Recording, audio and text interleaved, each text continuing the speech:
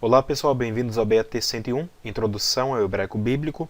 Esta é a segunda aula da unidade 19 e nessa aula nós veremos várias palavras que usam a mesma raiz triconsonantal no nosso vocabulário. Então, por exemplo, a primeira palavra que nós temos aqui é o verbo aman. Aman significa ele é confiável ou ele é fiel, né? Agora, aman é a mesma raiz da palavra amém. E amém é o que nós pronunciamos no português, amém, né? Depois da oração a gente diz o que? Amém. E amém é um advérbio que vem dessa mesma raiz, o aleph, mem, nun, né? Então você pode ver da onde o advérbio amém, que significa sim ou assim seja, né? Vem de é confiável ou é fiel. Ou até você pode dizer até é verdadeiro, tá bom? A próxima palavra é a palavra remá. Remá significa ira, calor ou veneno. A próxima palavra é a palavra rok, e a palavra depois da palavra rok é um sinônimo da palavra rok, ruká, tá bom? Vocês notarão que as duas palavras significam estatuto. A primeira, a palavra rok, também pode significar tempo determinado ou porção, né, uma porção determinada, enquanto que ruká significa mais um regulamento, uma lei, alguma coisa escrita por um rei, alguma coisa assim, tá bom? Agora, rok será pronunciado, por exemplo, no plural, será escrito hukim, com esse mesmo dagueche aqui, será escrito hukim, tá bom? Então, vocês notam que essas palavras têm a mesma raiz, biconsonantal, né, não triconsonantal, mas elas têm significados um pouco diferentes uma da outra. A próxima palavra é a palavra tahor. Tahor significa limpo ou puro. Tahor é um adjetivo, tá bom? E tahel, que tem a mesma raiz triconsonantal, significa ele é ou ele está puro ou ele está limpo. E quando eu digo limpo ou puro, eu estou falando em termos cerimoniais, tá bom? Lembre-se também que tahel é um verbo kal de estado de ser. Por quê? Porque nós vemos esse tsere aqui. A próxima palavra é a palavra yadá. Yadá significa ele agradece, ele louva ou ele confessa.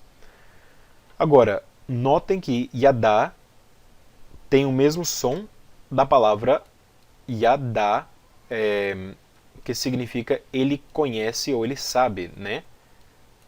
Então, aqui está, yadá e yadá. Mas notem também que as duas palavras são diferentes. Yadá significa ele conhece, yadá com o re significa ele agradece, ou ele louva, ou ele confessa.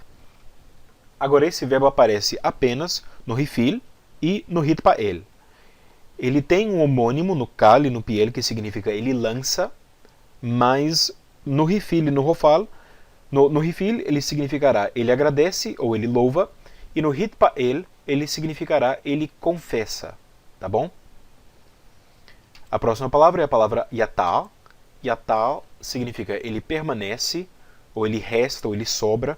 É um sinônimo daquela palavra que nós já aprendemos, sha'al, né? Que significa o quê? Significa ficar para trás ou permanecer.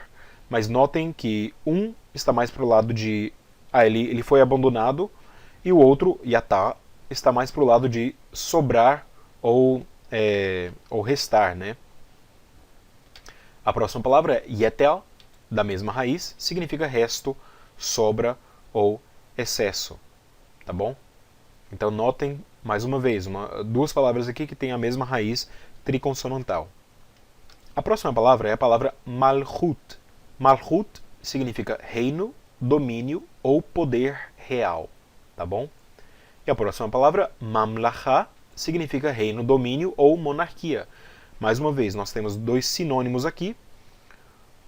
Os dois têm essa raiz mem, lamed, kaf, né? E essa raiz mem, lamed, kaf é a raiz que nós já conhecemos de rei. Então, malchut é reino, domínio ou poder real, enquanto que mamlachá significa reino, domínio ou monarquia. A próxima palavra é a palavra ma'at, significa pouco ou pequeno. A próxima palavra é a palavra palal, que aparece apenas no hitpa'el e significa ele ora ou intercede. Tá bom? Então essa palavra não aparece no kal, apenas no hitpa'el. A próxima palavra é a palavra kalal.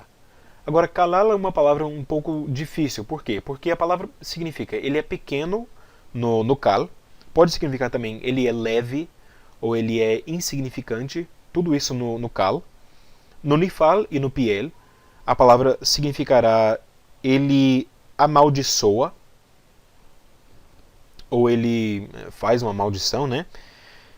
E no rifil, a palavra significará ele alivia. Por quê? Porque se a palavra no kal significa ele é pequeno ou ele é leve, no rifil, com aquele sentido causativo, vai significar ele faz pequeno ou faz leve, né? Então ele alivia. A próxima palavra é a palavra ra'av. Ra'av significa fome. E fome, nesse sentido, pode ser tanto uma fome individual, né, de uma pessoa, ou pode ser uma fome nacional ou regional, né, aquela região teve uma seca, então por causa disso eles têm uma fome agora. Não existe comida suficiente para os animais e para as pessoas que vivem naquela região, uma fome. A próxima palavra é a palavra ra'a. Ra'a, vocês notarão, vem do adjetivo que nós já aprendemos, ra'a, que significa mal, né?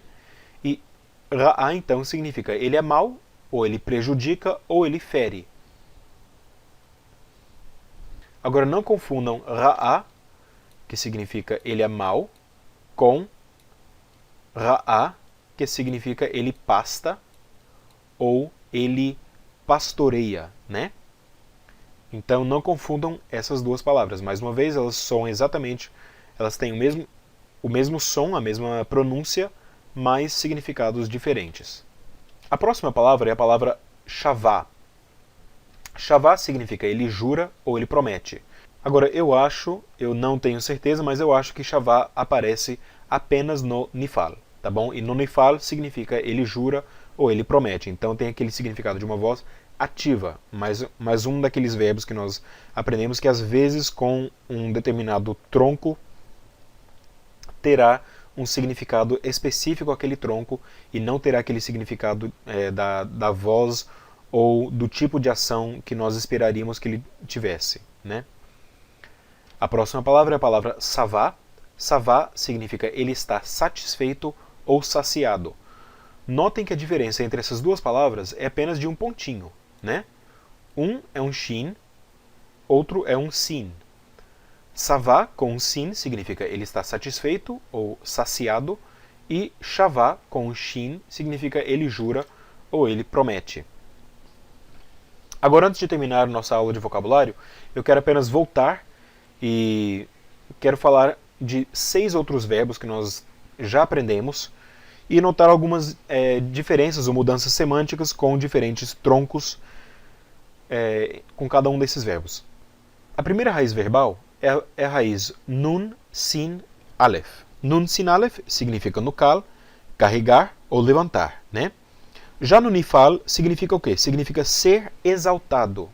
Por quê? Porque se você levanta alguma coisa, ou se alguma coisa é levantada, ela é exaltada, né? No piel significa exaltar, aquele sentido intensivo de levantar alguma coisa, né? É de exaltar uma coisa. E no hitpa'el significará ele se exalta. Por quê? Porque o hitpa'el é aquele tronco reflexivo. A próxima raiz verbal é ayin bet resh. E ayin bet resh significa passar, né? Passar por cima ou passar através no kal. No rifil significa trazer pelo alguma coisa, ou por alguma coisa, ou por cima de, através de. Enfim, significa trazer e não passar. Por quê? Porque aquele sentido causativo de passar, né? Se você causa alguma coisa a passar, você está trazendo aquela coisa, ou aquela pessoa. A próxima raiz verbal, ayin mem dalet, nós aprendemos significa pôr-se de pé, né? No kal. Já no rifil, significa estabelecer ou até designar. Por quê? Porque no refil, mais uma vez, nós temos aquele sentido causativo. Se você causa alguma coisa a ficar de pé, você está estabelecendo alguma coisa, você está designando aquela coisa ou aquela pessoa. Agora, essas próximas duas raízes aqui não têm significados diferentes para os diferentes troncos, mas eu queria apenas mostrar que a raiz nun kaf he é apenas utilizada no rifil e no rofal e significa bater, ou atacar, ou até golpear, né? Já a raiz tzadi vav he aparece apenas no piel e significa ele comanda. A raiz het zayin kof significa ser forte no kal, né? No piel significa fortalecer, porque é aquele sentido factitivo que nós já aprendemos, né? Em vez de ser forte, você está fortalecendo alguma coisa. Por quê? Porque agora nós estamos transformando um verbo intransitivo a um verbo transitivo. No rifil também significará fortalecer, mas pode significar também até agarrar. E no hitpael significará se fortalecer, mais uma vez aquele sentido reflexivo. Tá bom?